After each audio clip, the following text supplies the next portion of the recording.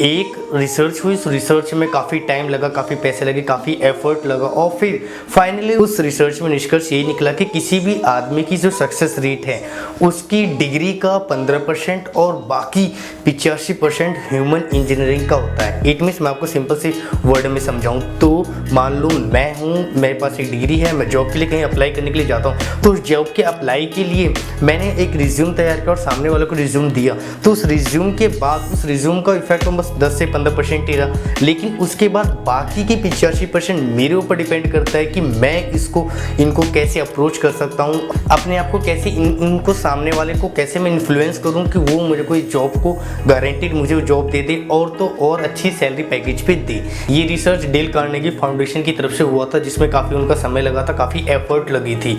जी हाँ, मैं बात कर रहा हूँ how to win friend and influence people की बुक समरी के बारे में। समरी तो नहीं कहना चाहता क्योंकि समरी किसी भी बुक को लिखने में 10 से 15 साल लगता है। उस 10 से 15 साल के अंदर वो अपने लाइफ के 40 से 45 साल, अपनी पूरी लाइफ के 40 से 45 साल का निचोड़ पूरे 200-300 पन्नों की बुक्स में हमारे लिए रख देते हैं और हम लोग उसको 10 से 12 मिनट की वीडियो में कैसे समराइज कर सकते हैं। आप लोग खुद सोचो, अगर कोई बुक लवर हो, मैं खुद एक बुक लवर हूँ, तो मैं किसी वीडियो की किसी बुक की समरी देखता हूँ तो मेरे को भी कहीं ना कहीं ऐसा लगता है कि यार कैसे 10 से 12 मिनट की समरीज के अंदर बुक को कवर किया गया है। तो मैं आपके लिए बुक समरी नहीं, बुक सीरीज पूरी लेके आया हूँ, जिससे कि ये इस बुक की how to win friend and influence people books की पहला पार्ट है। अगर आपको दूसरा पार्ट चाहिए तो प्लीज़ चैनल को सब्सक्राइब करो, नोटिफिकेशन बेल को हिट करो, कमेंट में लिखे जरूर, जिससे कि आपको दूसरा पार्ट जल्द से जल्द दे सकूँ। इस वीडियो के अंदर how to win friend and influence people book से आपके लिए टॉप 3 की लेसन लेके आया हूँ, इस वीडियो के अंदर हम कवर करेंगे। बाकी के लिए अगले पार्ट का इंतजार करें और कमेंट बॉक्स में लिखे जरूर। तो इस वीडियो के अंदर सबसे पहला जो टॉपिक आता है, डोंट क्रिटिसाइज एंड कंप्लेन। इस बुक के अंदर ऑथर ने एक स्टोरी शेयर करी है जो काफ़ी इंटरेस्टिंग स्टोरी है, जिससे कि आपको ये चीज़ अच्छी तरह से क्लियर होगा। एक क्रिमिनल के बारे में डिस्कस किया है, क्रिमिनल जिसको 2 गन्स के नाम से जाना जाता है, बहुत ही बड़ा क्रिमिनल। उसने एक बार क्या किया था कि वह अपनी गर्लफ्रेंड के साथ डेट पे था, वो गाड़ी के अंदर था और एक पुलिस वाला उसके पास आया और उस पुलिस वाले ने उससे लाइसेंस मांग लिया। तो उसने क्या किया, उसने उनकी पिस्तौल निकाली, उस पुलिस वाले को शूट कर दिया। उसके साथ साथ एक और पुलिस ऑफिसर आया था, उसको भी उसने शूट कर दिया। जी हाँ, इतना बड़ा क्रिमिनल था, बस उसके लाइसेंस मांगने के ऊपर उसने शूट कर दिया। और ये इतना बड़ा क्रिमिनल हो चुका था कि फाइनली सभी पुलिस वालों ने मिलके उसको एक होटल के अंदर पकड़ लिया। होटल के अंदर पकड़ा मतलब कि उसको जिस होटल में वो रहता है उस होटल को सभी चारों तरफ से घेर चुके थे। कम से कम 150 पुलिस गार्ड वहाँ पे तैनात थे अपने साथ रिवॉल्वर, गन्स वगैरह लेके, कि जैसे अगर वो वहाँ से बाहर निकलता है और उसने कोई भी ऐसी उल्टी सीधी हरकत की तो उसको तुरंत के तुरंत शूट कर दिया जाएगा। तो काफ़ी देर तक वहाँ पे काफ़ी भीड़ लगी हुई थी, 150 पुलिस गार्ड अपने गन लेके तैनात खड़े थे कि वो बस थोड़ी सी हलचल करे उसको शूट करने के लिए तैयार हो जाए। तो वहाँ के जो पुलिस कमिश्नर है उन्होंने सोचा कि क्यों ना उसके पास जाके एक बार उसको और मौका दिया जाए और फिर फाइनली क्या पता वो मान ही जाए। तो फिर पुलिस कमिश्नर वहाँ पे गए, तो उसने वहाँ पे पुलिस कमिश्नर जैसे गेट के अंदर एंटर हुआ तो उसने बहुत सी ऐसी अनदेखी चीज़ देखी जिसको देख के वो भी हैरान हो गया और उसने पब्लिकली इसको शो भी किया। बाद में उसने क्या देखा कि वो आदमी एक कोने में एक चेयर पे आराम से नीचे बैठा हुआ था और फाइनली वो उसके पास गया तो उस आदमी ने ऐसा वर्ड बोला जिससे कि वो भी दंग रह गया। जी हाँ, उसने बोला कि उसके कोट के अंदर एक मासूम सा दिल है और मासूम से दिल धड़कता है और वो बहुत ही मासूम है और वो किसी को नुकसान नहीं पहुंचाना चाहता। वो उसने जितने भी कांड किए हैं उसने अपने सेल्फ डिफेंस के लिए किए हैं, ना कि शौक से किए हैं। तो प्लीज़ उसको नुकसान ना पहुंचाएं। इतनी सी चीज़ कहने के बाद सही में उस पुलिस कमिश्नर का दिल भी पिघल गया और फाइनली फिर उसको कैच करके प्रिजन में रखा गया। जी हाँ, इस स्टोरी से हमें क्या सीखने को मिलता है? इस स्टोरी से हमें ये सीखने को मिलता है कि यहाँ पे देखो उसने इतना बड़ा अपराधी होते हुए भी वो भी अपने आप को ब्लेम नहीं कर रहा है। और तो और जो ऑथर है उन्होंने और भी आगे रिसर्च करी, कैदियों के पास जाके मिले और बड़े बड़े जेलों में जाके देखा तो उसमें भी 90 से लेकर 95% जितने भी कैदी थे वो सभी के सभी अपने आप को ब्लेम नहीं मानते थे। वो भी सिस्टम को या आदमी को, इन सब लोगों को ब्लेम करते थे, लेकिन अपने आप को ब्लेम नहीं करते थे।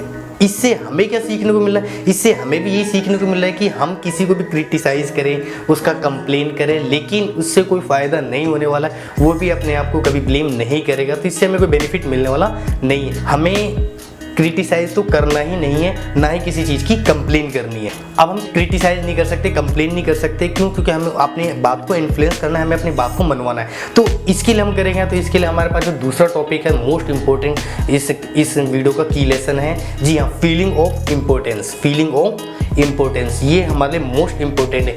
जी हाँ, मैं आपको बताता हूँ, जैसे कि मान लो मैं एक सुपर मार्केट में गया, आप एक सुपर मार्केट में जाते हो और सुपर मार्केट में जाने के बाद अगर हमें by one get one free वाला एक ऑफर मिल जाता है और हम वहाँ से ढूंढ के ले आते हैं, तो जो रिटेलर होता है, जो वहाँ पे कैश काउंटर पर बैठता है, उसके पास जाते हैं, तो वो भी फाइनली हमें एक फीलिंग देता है कि ये by one get one free का ऑफर सिर्फ आपको ही मिला है। यहाँ पे इतने सारे लोगों ने शॉपिंग करी लेकिन वो ऑफर उनको नहीं मिला, केवल आपको ही मिला है। तो देखो उस समय हमें कैसा इंपॉर्टेंट फील होता है कि हाँ भाई मैंने ही किया, मुझे ही मिला और किसी को नहीं मिला। तो वहाँ पे जो इम्पोर्टेंस होती है, फीलिंग ऑफ इम्पोर्टेंस होती है, वो काफ़ी गजब की होती है। मैं आपको दूसरा एग्जांपल समझाता हूँ। मान लो कोई कपल है, बॉयफ्रेंड गर्लफ्रेंड है, तो उसमें जो बॉयफ्रेंड है अपनी गर्लफ्रेंड को प्रपोज करते समय वो उसकी इतनी तारीफ़ करता है कि बात बन जाए। तो तारीफ वो इतनी बढ़ा चढ़ा के करता है, इतनी बढ़ा चढ़ा, क्यों?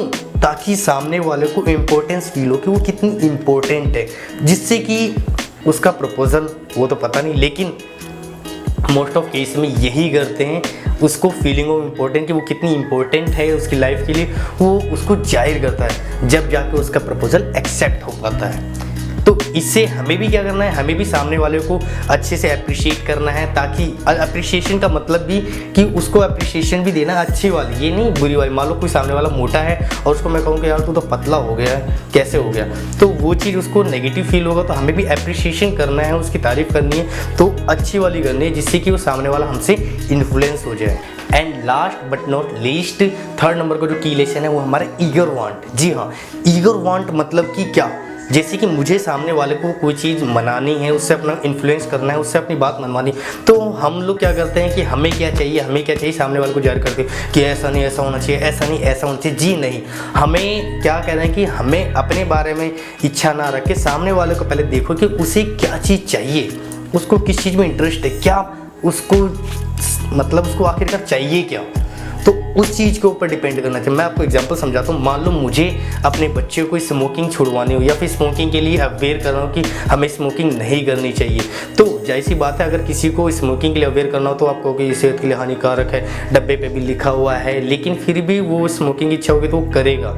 लेकिन अगर मैं अपने बच्चे को सिखाऊं, समझाऊं, उसको मैं डायरेक्टली वे में ना बोल के, मैं क्या चाहता हूं कि पहले मैं अपने बच्चे की स्ट्रेंथ देखता हूं कि उसको किस चीज़ में इंटरेस्ट है, तो मुझे पता चला उसको स्पोर्ट्स में इंटरेस्ट है, तो मैं क्या करता हूं कि उसको जिस स्पोर्ट्स में इंटरेस्ट है उस पार्क में जाते हैं, उन लोगों के पास लेके जाता हूं कि देखो ये लोग कैसे खेल रहे हैं, और जैसे वो लोग वहाँ पे खेलते हैं तो वहाँ पे मैं अपने बच्चे को बताऊंगा कि देखो ये लोग इसमें, इन लोगों में इतनी स्ट्रेंथ है, स्टेमिना है, एनर्जी लेवल इतना हाई है कि वो उस स्पोर्ट्स को खेल सकते हैं। और अगर आपको भी वो स्पोर्ट्स खेलना है, आपको भी अपने अंदर वो एनर्जी लेवल बना के रखनी है, तो इसके लिए हमें स्मोकिंग नहीं करनी चाहिए। ये हमारी बॉडी का स्टेमिना डाउन कर देता है, हमारे एनर्जी लेवल को कम कर देता है, जिससे कि आप ये स्पोर्ट्स नहीं खेल पाओगे।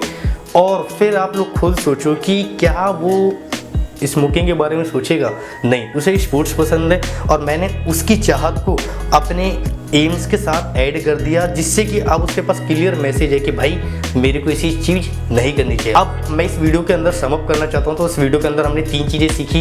पहले डोंट क्रिटिसाइज एंड कंप्लेन, जिसमें कि हमें लोगों को क्रिटिसाइज नहीं करना चाहिए, ना ही उनको कंप्लेन करना चाहिए, और फिर नहीं करेंगे तो हमें करना क्या है, सेकेंड नंबर की चीज़, जी हाँ, फीलिंग ऑफ इम्पोर्टेंस, उसे भी इम्पोर्टेंस की फीलिंग देनी चाहिए, उसको अच्छे से अप्रिशिएशन देना चाहिए, जिससे कि वो भी एक इम्पोर्टेंस फील करे। And last but not least, eager want, कि सामने वाला जो चाहता है हमें उसी की भाषा में बात करनी है, उसको क्या चाहिए उसके भाषा में बात करके ही अपनी बात को इन्फ्लुएंस करना चाहिए। आई होप आपको वीडियो अच्छी लगी होगी, और इसका नेक्स्ट पार्ट के लिए प्लीज़ चैनल को सब्सक्राइब जरूर करो और नोटिफिकेशन बेल को हिट करो, और कमेंट में लिखो जरूर कि इसका नेक्स्ट पार्ट जल्द से जल्द रिलीज़ हुए। और अपने कीमती समय देने के लिए बहुत बहुत धन्यवाद।